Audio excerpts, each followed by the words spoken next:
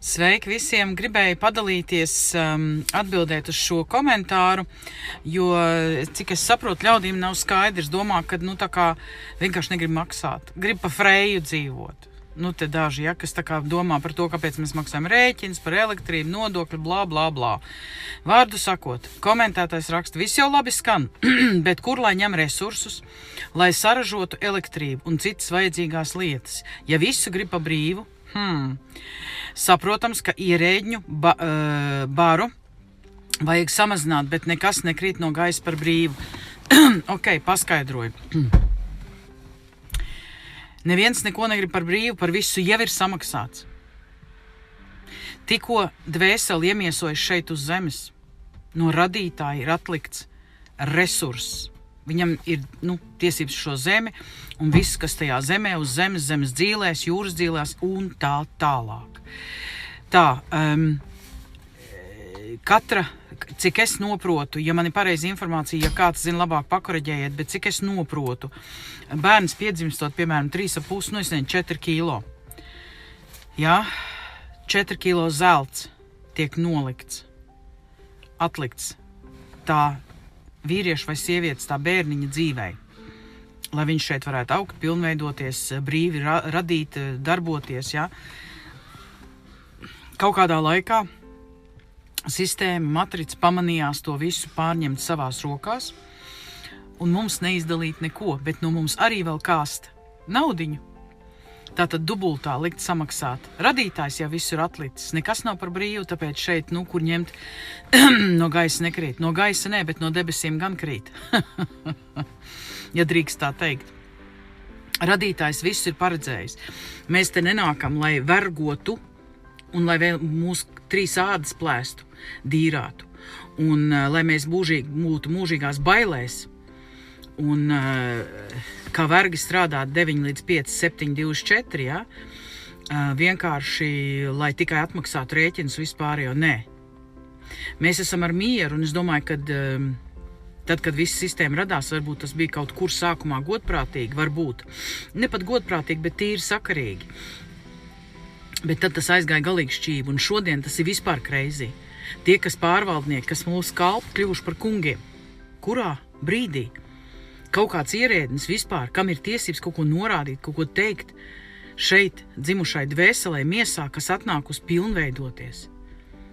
Kurā brīdī? Kurā brīdī kalpi pārņēma saimniecību un kļuva par kungiem?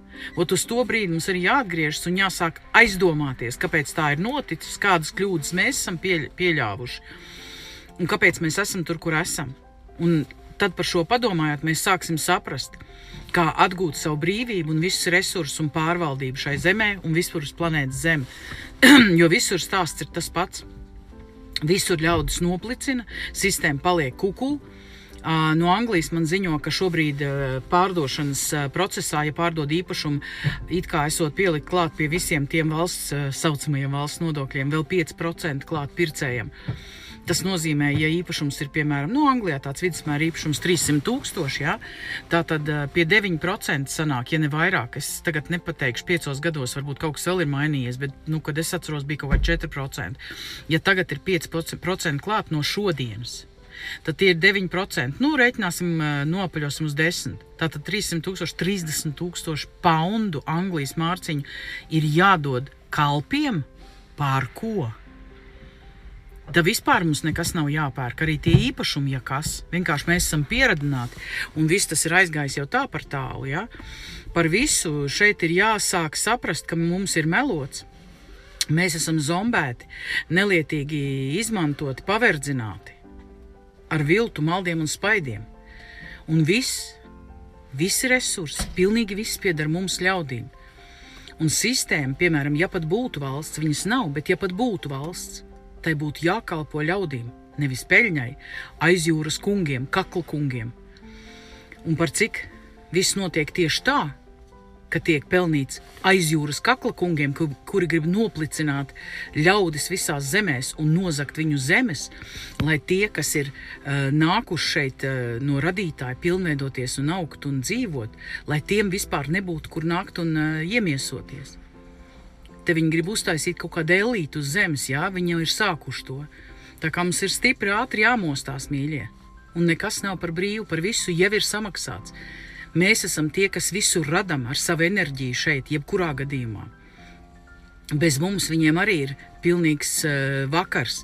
Viņi neko nevar, jo mēs radam visu. Pat tie kredīti, kurus it kā bankas iedod kredītu, tas ar mūsu parakstu tiek radīts. Tas ir ar mūsu enerģiju. Mēs pasakam, ka turpmākos 20 vai 25 gadus mēs maksāsim par kaut ko, par ko pēc idejas mums nebūtu jāmaksā. Vārds sakot, šim viltuma apmānam maldiem ir jābeidzās. Un neviens te netaisās un negrib dzīvot pa Freju, bet viss jau ir atrunāts un no radītāja nāk viss mums jau no dzimšanas. Mums ir visas tiesības un visi resursi. Viss ir no tā brīža, ka mēs šeit iemiesojamies. Tā kā nedomājiet, ka kāds vienkārši kaut ko negrib maksāt. Nē, mēs negribam būt apzakti. Tas arī viss. Un tas laiks nāk, kad viņi dabūs visu atdot mums atpakaļ. Ja mēs parādīsim sevi, ka mēs spējam būt un esam labi, saimnieki, gudri, godīgi, ja, savā zemē, tad mums arī iedos. Ja mēs turpināsim būt alkatīgi, mantrausīgi, rijīgi, negodīgi, skopi, ļauni, skaudīgi, neceriet. Par spīti tam, lai mums būtu lielāka skola, arī visu var atņemt un iedot ienaidniekam. Kāpēc? Tāpēc, lai mēs beidzot padomājam, atmostamies un sākam mainīties un pilnveidoties. Diemžēl tumsa māk nomanipulēt tā, ka mums pat sapņos nav rādījies.